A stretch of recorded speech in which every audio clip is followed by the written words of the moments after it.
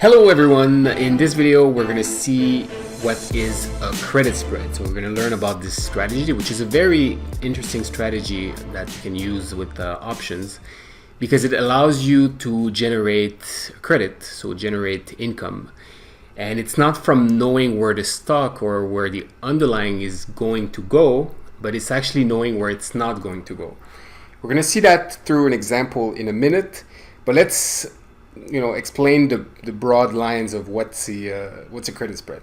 So it's a type of vertical spread, which means it's two options which have the same expiration date but different strike prices, as opposed to a horizontal spread, which is the inverse. So basically that's different expiration dates but the same strike price. And you also have diagonal spread, which is different expiration date and also different strike prices.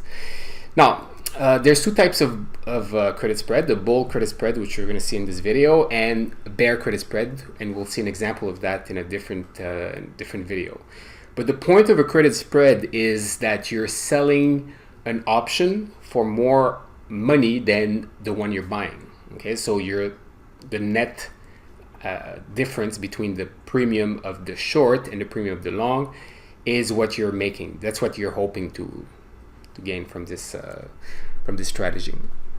All right, so let's take a look at the different characteristics of the credit spread. So in this case, it's a bull credit spread. So you think that the stock will at least stay flat, or you have a bullish outlook, so you think it's going to go up. In terms of volatility, you're selling volatility, so you want it to decline as much as possible, or at least stay flat.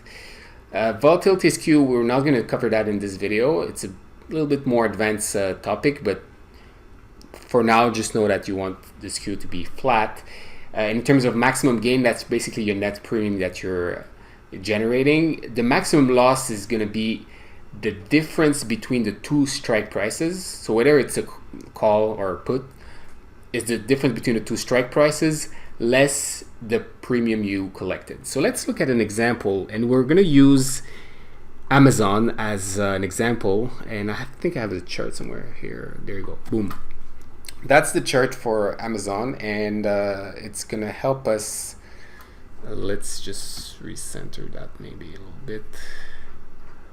It's going to help us illustrate what the credit spread is all about. So you can see today the price is around 333. The market has just closed. Okay, so you're going to use a bull credit spread if you think the stock will go back up. Okay, because you see it went down from this level here all the way there. So you think it's going to go back up or at least stay flat. So you're going to put, let's say, a floor under the price. So if you think, for example, and by the way, that's not a recommended trade, that's just to illustrate what the trade is, what the strategy is. I'm not recommending that trade. That's just, it's basically random levels that I'm picking. That's, well, it's a bit realistic. Let's say we think it's not going to go below 310, and the expiry date for this strategy, let's assume it's well, we don't have to assume, it's actually early July, and we're gonna say we're gonna pick the expiration date as of August, because July expiry is gonna soon, so we want a little bit more time because this strategy uses time decay. So we want some time to make money. Now let's say we pick 310 as a level. So okay, let's make sure the line, just to visualize where this level is. So it's where this white line is. We think that before August, the price will not go past below this point. All right, so what we're gonna do, let's go back to our little graph here. What we're going to do is we're gonna sell a call, not a call, a put. Call is gonna be for a bear credit spread.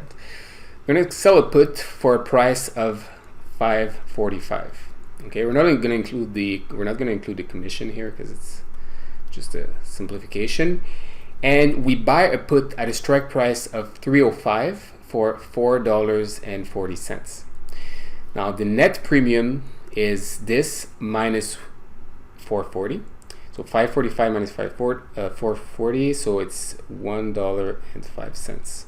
That's what you're generating from that trade. So let's take a look at the graph and see what it looks like. So let's assume this is the axis. Well, it's not really straight, it doesn't matter. Okay, so this is the Amazon stock price. Okay, so we're gonna draw the graph at expiration date. However, it's never a smart idea to hold the credit spread until the expiration date, okay, because a lot of things can happen. It's very risky, so you want to go in the trade and out as quickly as possible. Make your money and go. Take your money and run. That's the strategy. Okay, so let's say today's price is around let's say it's 335 or 33, it doesn't matter. Your level is 310. Okay, so you generate $1.05 if it stays above 310. Okay, so the way you're gonna draw that is, let's say this is approximately here, so it goes all the way to infinity. So and you'll see 305 here. So it's gonna go down from this point 310 all the way here to 305, and you're gonna buy. The reason why you're buying the put is really to limit your losses. Otherwise, it would go down, you know, all the way, right? So you're buying a put here so that you can't lose any more than here.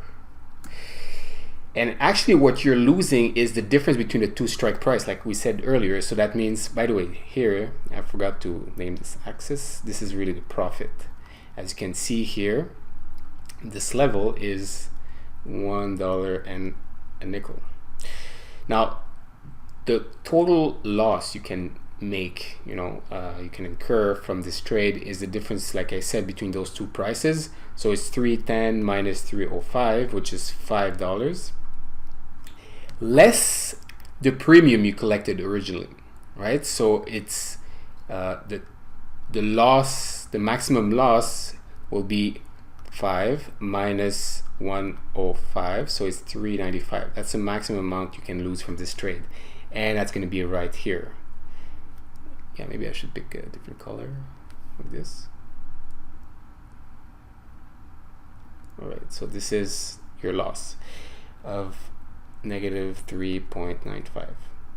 Okay, so this is at expiration date. If you hold the trade until expiry, that's what it looks like.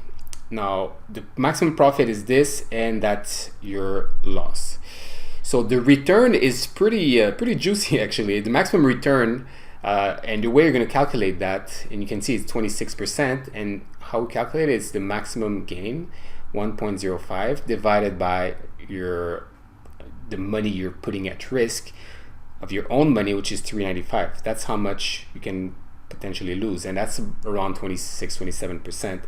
Now, you can't really expect to generate this much. Just like you don't expect to lose $3.95, you don't expect to gain this much, or this percentage, 26%.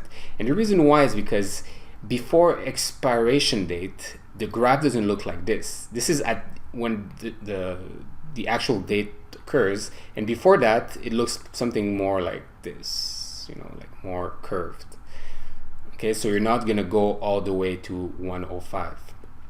Okay, you're gonna have a little bit less. And as the date approaches, and your stock obviously has to stay above 310. So if your stock is in this territory, your graph will look more and more like this, and you'll earn a little bit more. So this is it pretty much for the strategy using this example. Now, in terms of Greeks, which is basically the relationship of your position, between your position and different factors, we're going to look only at three, I guess, main factor for this strategy, which is delta. And the delta obviously will be positive because it's a bullish strategy. So that means whenever Amazon increases, you're going to earn a little bit more. Now, Vega is the volatility Greek, and it measures the change in your position based on an increase in implied volatility. And now this is what can kind of hurt this strategy. If there's an increase in volatility, well, you will probably lose money on this trade, okay? Because your trade will become more expensive, and your short actually will become more expensive, and you'll most likely lose. Now, theta is it's really how you make money with this strategy. It's actually theta and delta. Okay, if the stock moves up, you gain, but also theta, which is the time decay, because just by the passage of time, this strategy earns money. All right, so that's pretty much it for the essentials, I guess, of the bull credit spread. In the next video, we're gonna see the bear credit spread.